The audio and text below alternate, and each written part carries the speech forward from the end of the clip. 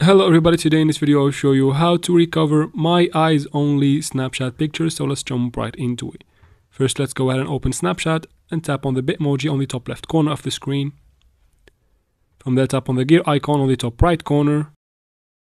Scroll down until you find I need help, tap on it.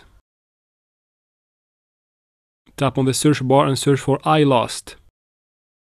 You will find something that sounds like I lost snaps that I saved on my eyes only, tap on it. Tap on the X. And then tap on this article didn't answer my question. Tap on submit and tap on contact us.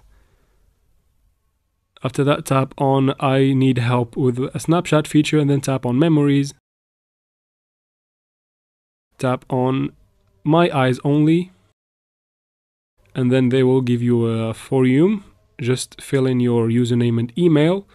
And then write a description about your problem. After that tap on submit and they should get back to you in a short while and they will solve your problem, and that's how we do it, guys. I hope this video was helpful. Please like and comment down below. Don't forget to subscribe for future videos like this one, and thanks for watching.